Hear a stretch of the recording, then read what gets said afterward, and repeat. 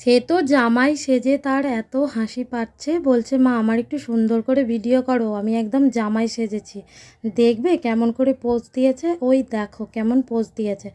আমার বাবু কিন্তু সকালবেলায় স্নান করে নিয়েছিল, কেননা ও বাড়ি ফিরবে, আর আমরা তো আগের দিন বাপের বাড়ি গেছিলাম, আমার মা সেই জন্য সকাল সকাল আমার ছেলেকে ফোঁটা দিয়ে দিয়েছিল।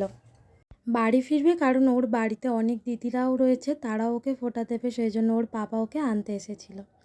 বাবু চলে যাওয়ার পরে আমি একটু সাজুগুজু করে নিয়েছিলাম, আর ওইদিকে আমার দিদিও চলে এসেছিল, দুজনে মিলে একসাথে জেঠুদের বাড়িতে এসেছি দাদাদেরকে ফোঁটা দেবো বলে।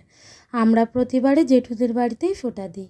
আর এইদিকে আমার দাদার মেয়ে ওর গপু ভাইদেরকে ফোঁটা দিয়েছে।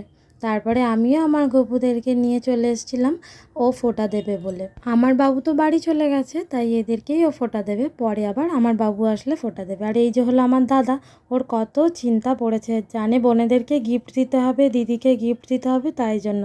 আর এখানে আমার বড়দি বড়দাকে ফোঁটা দিচ্ছে, তারপরে আমার দাদাকে আবার দিদি ফোঁটা দিল। আমার দিদি সেই রকম ক্যামেরার সামনে আসে না সব সময়, আর ওর খুব লজ্জা লাগছিলো, ফটো উঠতেই এত লজ্জা পায়, হাসে, আর আমাকে বলছে ভালো করে তুলবি কিন্তু। আর এইখানে দাদা আমার দিদিকে একটা শাড়ি দিয়েছিল, আর এইখানে একটু গন্ডগোল হয়ে গেছে, ক্যামেরাটা রেখেছি একভাবে আর একরকম হয়ে গেছে। আর যাই হোক, আর আমিও আমার বড়দাকে ফোঁটা দিয়ে চলে এসেছিলাম আমার ভাইকে ফোঁটা দিতে। আর এই দেখেছো আমার ভাই সাষ্টাঙ্গে প্রণাম করছে, আর প্রচুর হাসছিলাম তখন।